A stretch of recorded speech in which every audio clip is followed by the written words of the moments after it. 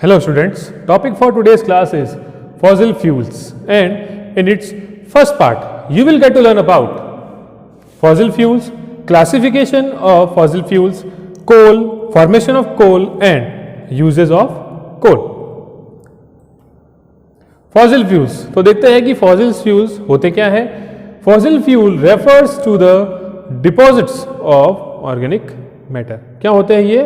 Deposits of organic matter formulated from dead plants and animals under several thousand feet of silt. अब जैसे organic materials है या organic matter है, जैसे dead plants and animals, जब ये 1000 ऑफ ईयर्स सॉइल के नीचे रहते हैं तो हाई प्रेशर और हाई टेम्परेचर की वजह से ये किस में कन्वर्ट हो जाते हैं? फॉसिल फ्यूल्स में कन्वर्ट हो जाते हैं.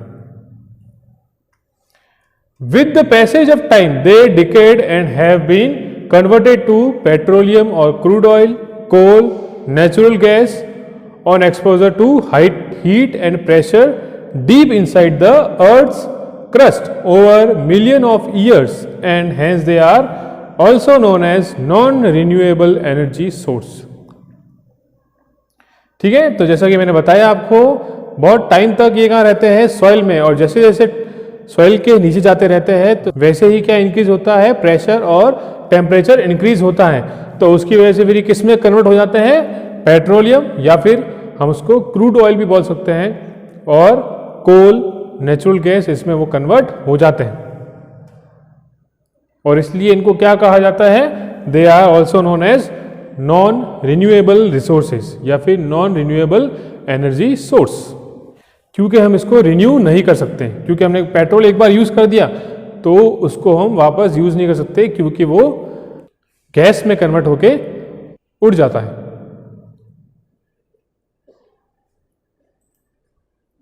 देख सकते हैं एग्जांपल दे रखे, coal, petroleum, diesel, LPG. Next is classification of fossil fuels. तो देख लेते हैं कि फॉसिल फ्यूल जो है वो कितने पार्ट में क्लासिफाई किया गया है. First is coal, second is petroleum and third is natural gas. Next is coal. तो देख लेते हैं कि कोल क्या है, और इस क्लास में हम सिर्फ कोल के बारे में पढ़ेंगे. कोल क्या होता है, formation of coal and usages of coal. It is a black coloured hard substance. जैसा कि आपने देखा भी होगा कोल, तो coal is a hard substance and its colour is black. It is composed of carbon, hydrogen, nitrogen, oxygen, minor amount of sulfur. अब इसमें क्या क्या कंटेंट होते हैं? It is composed of carbon, hydrogen, nitrogen, oxygen और कुछ amount जो होती है वो सल्फर की भी होती है. Anthracite, bituminous and lignite are the major types of coal. कोल के मेजर टाइप्स क्या क्या है? Anthracite, bituminous, lignite. Anthracite is the hardest coal with higher carbon concentration and energy. अब anthracite जो है वो क्या है? हार्डेस्ट कोल है, and it contain higher concentration of carbon and it has high energy. मतलब जब हम इसको यूज करते हैं तो इसमें से हाई एनर्जी रिलीज होती है. Lignite is the softest coal with low carbon concentration but high oxygen and hydrogen. Lignite क्या है? सॉफ्ट कोल है, और इसमें कार्बन कंसंट्रेशन जो होती है वो लो होती है, बट हाइड्रोजन और ऑक्सीजन कंसंट्रेशन जो होती है वो हाई होती है. And whereas and bituminous is in moderate state. ये ना तो सॉफ्ट होता है ना ही हार्ड होता है. Coal undergoes industrial processing to derive some useful derivatives like. अब कोल जो है इंडस्ट्रियल प्रोसेसिंग के थ्रू अलग अलग सब्सटेंस में कन्वर्ट होता है. जैसे दे रखा है coke, coal tar and coal gas. Formation of coal. जैसा कि मैंने आपको स्टार्टिंग में बताया था फॉसिल फ्यूल के बारे में. फॉसिल फ्यूल जो है बहुत सालों तक सॉइल के अंदर रहते हैं, और हाई टेम्परेचर और हाई प्रेशर की वजह से वो किस में कन्वर्ट हो जाते हैं? Petroleum, coal and gas. तो वही पूरा प्रोसेस जो है इन कोल के फॉर्मेशन में यूज आता है. Long time back the dense forest cover present in low lying wetland areas of earth got buried down underneath the soil due to natural calamities like flooding, earthquakes. ठीक है, तो dense forest जो है वो क्या हो गए, फ्लड या फिर अर्थक्वेक के थ्रू कहां चले गए, धस गए, मतलब जमीन के अंदर, सॉइल के अंदर चले गए। और with the passage of time they get compressed as more soil deposited over them. और जैसे जैसे टाइम के साथ क्या होता गया, उनके ऊपर सॉइल डिपॉजिट होती गई और वो धीरे धीरे अंदर चले गए।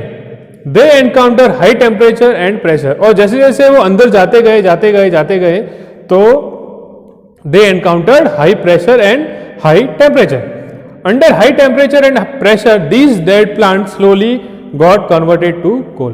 और उसी हाई टेम्परेचर और प्रेशर की वजह से ये डेड प्लांट जो है किस में कन्वर्ट हो गए, कोल में कन्वर्ट हो गए। The main constituent of coal is carbon and therefore this process of conversion of dead plants into coal is termed as carbonisation. क्योंकि मेन कंस्टिट्यूएंट क्या है कोल का, कार्बन है, इसलिए डेड प्लांट को कोल में कन्वर्ट करने के प्रोसेस को क्या कहा जाता है, कार्बोनाइजेशन कहा जाता है।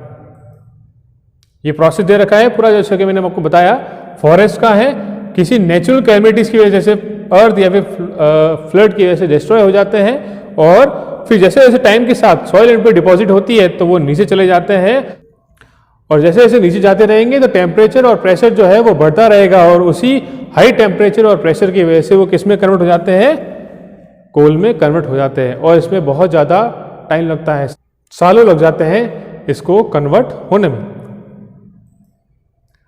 तो फर्स्ट पार्ट देख लेते हैं कोल का, जो कि है coke. It is hard black coloured and porous derivative of coal. It is a pure form of carbon with less content of impurities. ठीक है, ये क्या है, प्योरेस्ट फॉर्म है कार्बन का, इसमें इम्प्योरिटीज जो होती है, दूसरे जो कंटेंट होते हैं वो कम होते हैं। It has high carbon content. It is used as fuel in the metal industries for manufacturing steel and extracting many metals. ठीक है, एज अ फ्यूल यूज किया जाता है मेटल इंडस्ट्रीज में फॉर मैन्युफैक्चरिंग ऑफ स्टील और extracting many metals. Coal tar, it is nearly black, thick and viscous liquid. ये कैसा होता है, नियरली, अब ये भी ब्लैक कलर का होगा, थिक होगा और विस्कस लिक्विड होता है, लिक्विड होता है और थिक होता है। It possesses a characteristic smell, और इसमें एक स्मेल आती है, जब आप कोल टार को स्मेल करोगे तो उसमें से आपको अलग सी स्मेल आएगी। अब इसमें कंटेंट क्या क्या होता है, कौन कौन से कॉन्स्टिट्यूएंट होते हैं। It contains 42% carbon, 48% hydrocarbons and rest of the percentage is occupied by water. और रेस्ट क्या होता है, इसमें वाटर होता है क्योंकि लिक्विड है। It is extensively used as a starting material in the industries for manufacturing synthetic dyes, explosives, drugs, paints, perfumes, photographic materials and many more. अब ये किस किस में यूज आता है, in manufacturing of synthetic dyes, explosive drugs, paints, perfumes, photographic materials and many more. Naphthalene balls used as moth repellent in the storage areas are the derivatives of coal tar। और नेपथलीन balls जो use करते हैं हम घर में, वो भी किसका एक डेरिवेटिव है, किसका पार्ट है, कोल टार का। Earlier coal tar were extensively use for metalling roads, but nowadays bitumen has replaced coal tar to serve this purpose। पहले जो था कोल टार जो है किसमें यूज किया जाता था, फॉर मेटलिंग रोड्स, लेकिन आजकल जो है बिट्यूमिन जो है उसको यूज किया जाता है in place of coal tar for metalling road. इस तरह का होता है कोल टार, लिक्विड है, ब्लैक कलर का है। Next is coal gas. It is a gaseous mixture of hydrogen, methane and carbon monoxide. ये किस किस का मिक्सचर होता है, कौन कौन सी गैसेस का, hydrogen, methane and carbon monoxide का मिक्सचर होता है। It is formulated from the processing of Bituminous coal used as a fuel to derive coke in the absence of air. कहां से बनता है? जो ये कोल गैस जो है, जब कोल जलेगा तभी कोल गैस बनेगा। तो ये जब बिट्यूमिनस कोल जो है, जब उसको एज अ फ्यूल हम यूज करते हैं इंडस्ट्रीज में, तो वहां से जो गैस रिलीज होती है वो कौन सी होती है? कोल गैस होती है।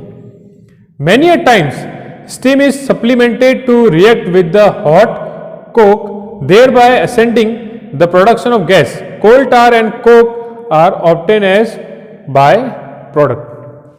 और बहुत बार क्या होता है? स्टीम जो है is supplemented to react with hot coke, और उसकी वजह से क्या हो जाता है? जो प्रोडक्शन है गैस का, कोल गैस का, वो कम हो जाता है। तो फिर हमको बाय प्रोडक्ट क्या मिलते हैं उसके? हमको कोल टार और कोक जो है उसके बाय प्रोडक्ट मिलते हैं। It was first use for lightning street lights in London and New York, but in the present era it is use as a source of heat. इसको जब फर्स्ट टाइम यूज किया गया था, it was use for lightning street lights in London and New York, but in the present time it is use as a source of heat. As a source of heat इसको use किया जाता है। अब देख लेते हैं कि यूजेस क्या क्या है कोल के।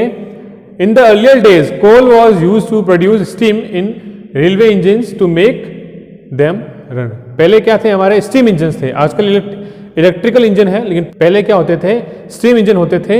इसलिए उनमें ये कोल जो है यूज किया जाता था टू प्रोड्यूस स्टीम, और उसी की वजह से फिर जो है इंजन वो रन होता था।